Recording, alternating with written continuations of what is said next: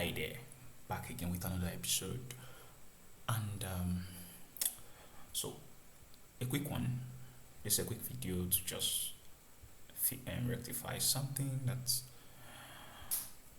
I didn't pay attention to before, and that's um, because even if we are generating like the code, like Memepass, right? We are generating a code for the user to use. We still have to kind of hash it. We can't just store it as plain texts for security reasons. We can't just store it the code as a plain stuff. So in the last video, I mentioned that I would maybe try to kind of update the authentication flow such that it doesn't have to hash the stuff. But then when I realized that okay, I have to actually hash this thing. So realizing that has kind of made me to, you know, yeah, figure out that okay, I have to kind of actually hash this stuff. Otherwise, what's the essence of generating code? It's security reasons, right? So you generate code and you kind of want to hash it.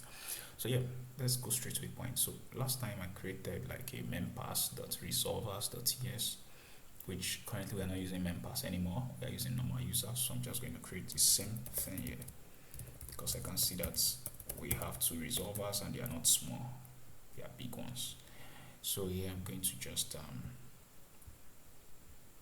so basically I'm just going to oops, I thought I could minimize this here.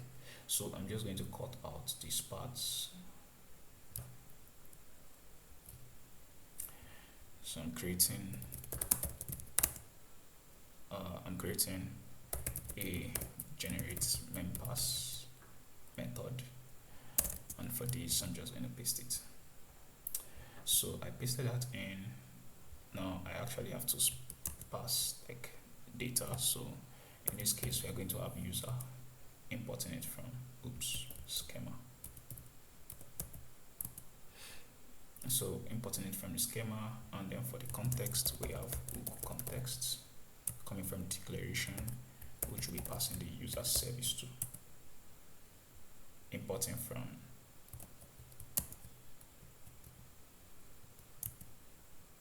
weird. Thought I can access the okay. Oh, no qualms. So yeah, we have this. Then we still have some stuff. Currently, crypto is recognized as a global object, but then it's not the crypto we are referring to. If you over on this, you would see that it's referring to crypto, which you can check out in on MDN, but this is the crypto we are referring to, and we don't want the other one. So then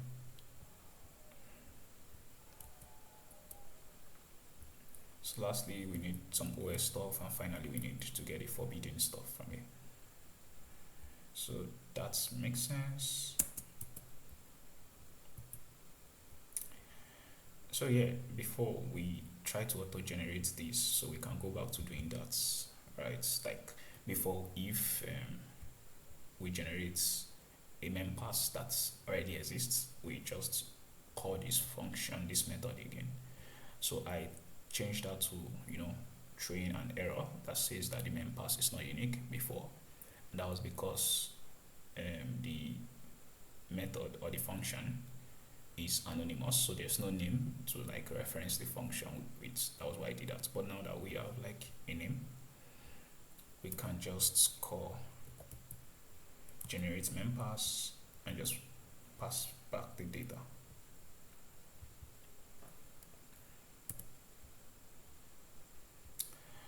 So and here we can basically just return it.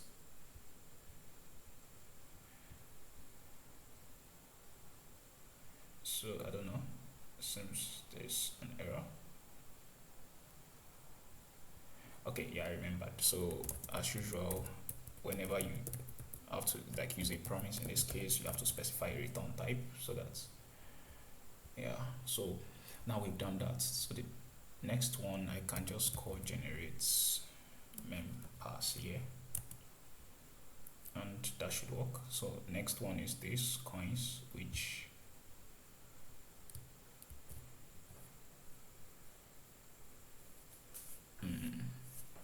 so in this case I'm going to copy it, and then I'm going to export const. I don't even know what to call this. Should I say, I can say generate coins? Yeah. Or should I just say get?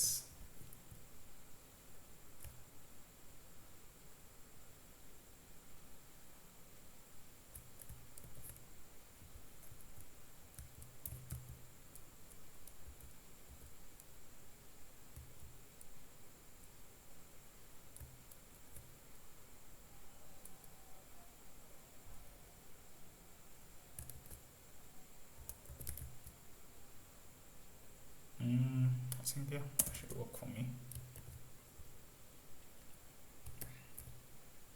So I save that, automatically it fixes itself, and that's simply because we have a setting sitting here. So yeah, that's like the two of them. So I can come down here and just take this off and just do get random coins, and that should be fine. So we just did like some basic cleaning up here. So now that we have this Memepass stuff, right? One thing I want to do here is to kind of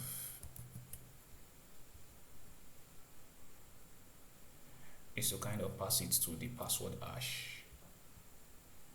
So currently we are not using this anymore, and we have this password hash that we could call. So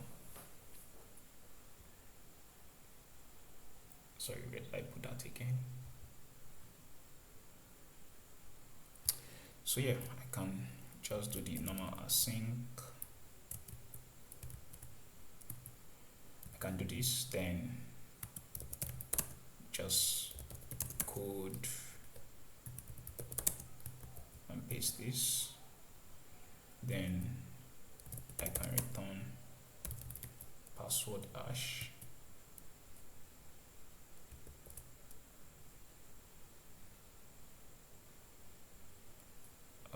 There's a weird thing here.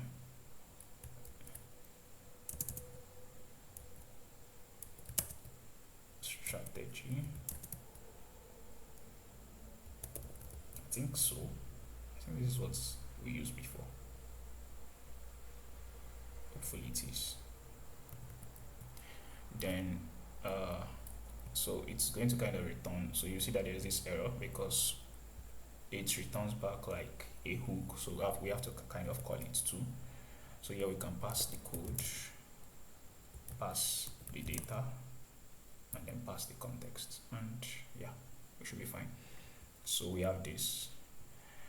We could have replay the same thing for updates. Like normally if you are using password, it means you can update your password, but in this case you cannot update the coins, at least for now. So if we could, we would have done the same hashing around here too. So here is what we have, and as you can see, this looks quite clean, right? Hopefully it does. So so I can pull off this. So there's something I don't normally like, which is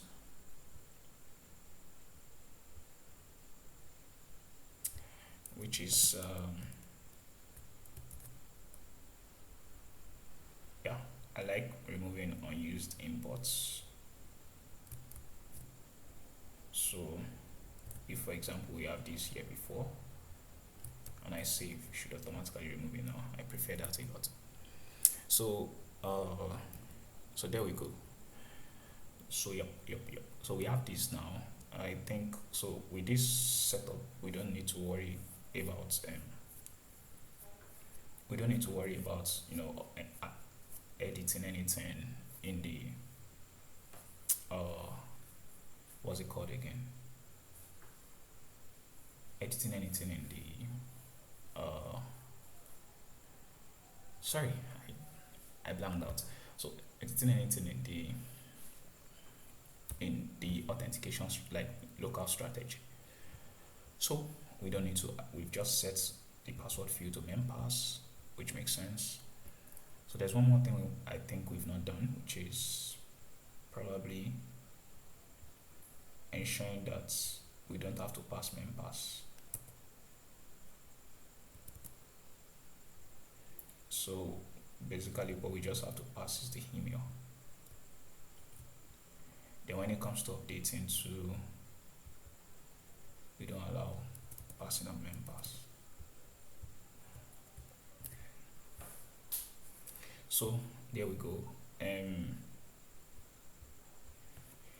Yeah, we could actually add some more complex like authentication flow, like verifying emails and stuff like that. There's even a further CGS library that helps with managing authentication if we want to do that. Well, I think we are fine. In the next video, we'll test this out to see if the authentication flow works, and then we can move on to the next part. Thanks. See you in the next one.